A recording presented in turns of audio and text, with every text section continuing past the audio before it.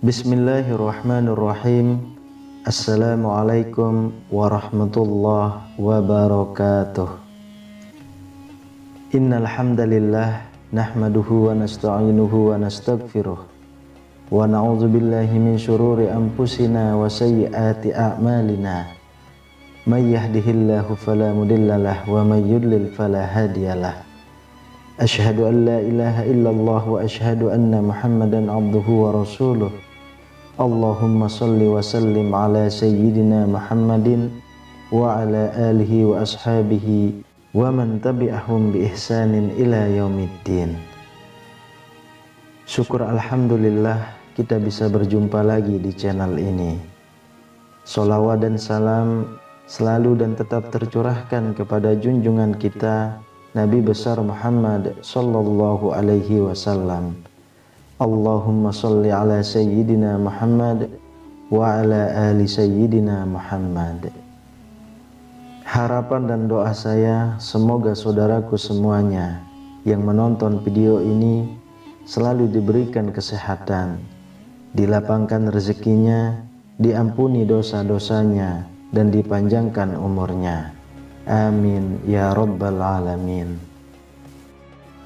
Sahabat beriman yang dirahmati Allah, mencintai dan dicintai oleh sesama manusia, apalagi terhadap suami, istri, anak, serta sanak keluarga, merupakan kebutuhan batin yang paling mendasar.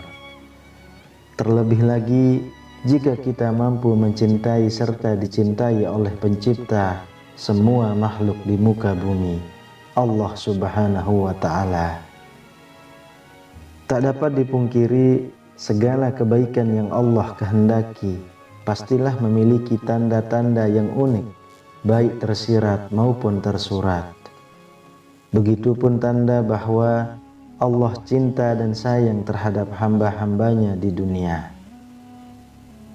Sahabat beriman yang dirahmati Allah, terdapat 3 tanda bahwa seorang hamba mendapatkan kasih dan sayang oleh Allah saat berada di alam dunia.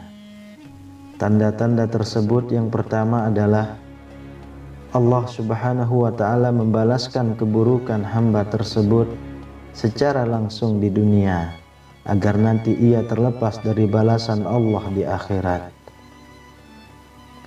Rasulullah Shallallahu Alaihi Wasallam pernah bersabda, apabila Allah menghendaki kebaikan kepada seorang hambanya, maka Allah akan mempercepat balasan kesalahannya di dunia.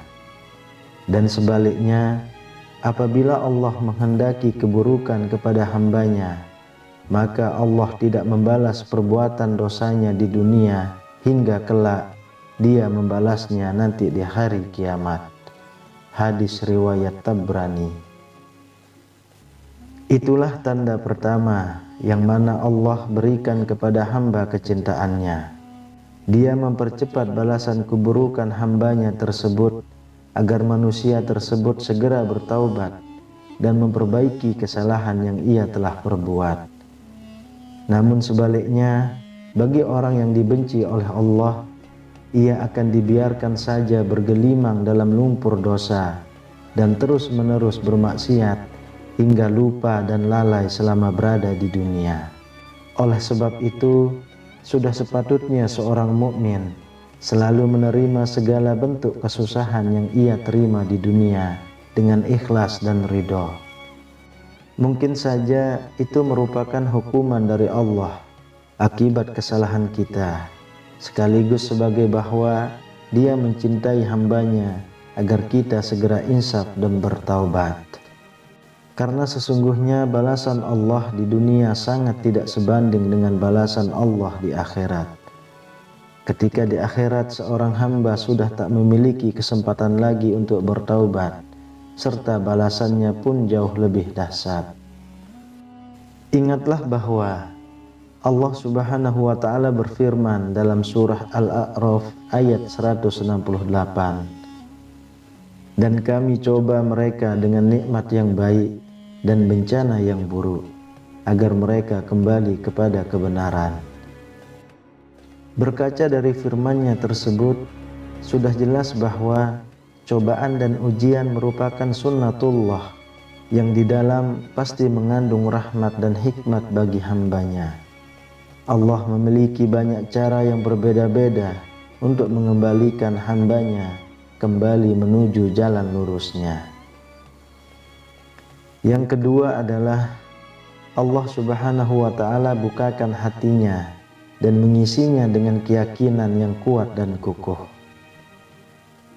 Rasulullah Shallallahu Alaihi Wasallam bersabda, apabila Allah Subhanahu wa Ta'ala menghendaki kebaikan pada diri seseorang, niscaya Allah akan bukakan kunci hatinya dan mengisinya dengan keyakinan dan kepercayaan yang kukuh. Allah jadikan hatinya waspada akan lika-liku kehidupan yang ia jalani. Allah Subhanahu wa Ta'ala jadikan hatinya sehat sejahtera dan lidahnya berkata benar dan perilakunya lurus, serta Allah Subhanahu wa Ta'ala jadikan telinganya mendengar dan matanya melihat. Hadis riwayat Abu Asy'ah dari Abu Dzar. Melalui hadis Nabi Shallallahu Alaihi Wasallam di atas, sudah jelas bahwa hamba yang Allah Subhanahu wa Ta'ala bukakan hatinya, ia akan memiliki tingkah laku yang lurus, baik dari ucapan dan perbuatannya. Hamba tersebut akan berhati-hati menjalani hidupnya agar tidak terpeleset ke jurang penuh dosa dengan sedapat mungkin menghindari perilaku-perilaku yang tercela. Lalu, adakah dalam diri kita ciri-ciri tersebut di atas? Jika iya, maka itulah tanda cinta Allah Subhanahu wa Ta'ala pada kita. Subhanallah.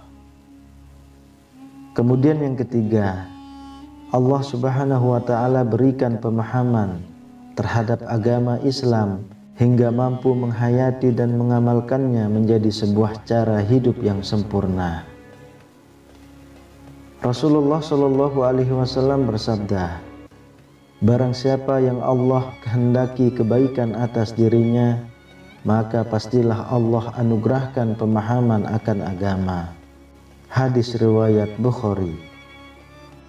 Apabila Allah Subhanahu wa Ta'ala kehendaki kebaikan akan seorang hambanya, maka Dia akan memberikan pengetahuan untuk memahami ajaran agama Islam hingga ia mampu hayati dan mengamalkannya di dalam kehidupan. Seorang mukmin yang diberikan pemahaman tersebut tentu tidak akan pernah menjual akidahnya hanya demi kesenangan dunia yang hanya sementara saja. Hamba tersebut tak akan silau dan cinta terhadap dunia hingga melupakan bagiannya di akhirat. Justru ia akan selalu tunduk dan patuh pada perintah Allah dan menjauhi larangannya.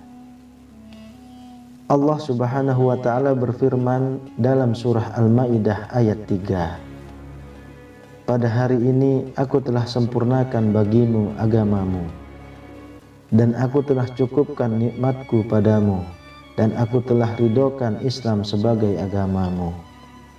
Sahabat beriman yang dirahmati Allah, marilah kita bermuhasabah diri kita sendiri, menatap jauh ke dalam hati dan melihat kehidupan kita selama ini. Adakah ketiga tanda tersebut di atas terdapat dalam diri dan kehidupan kita selama ini?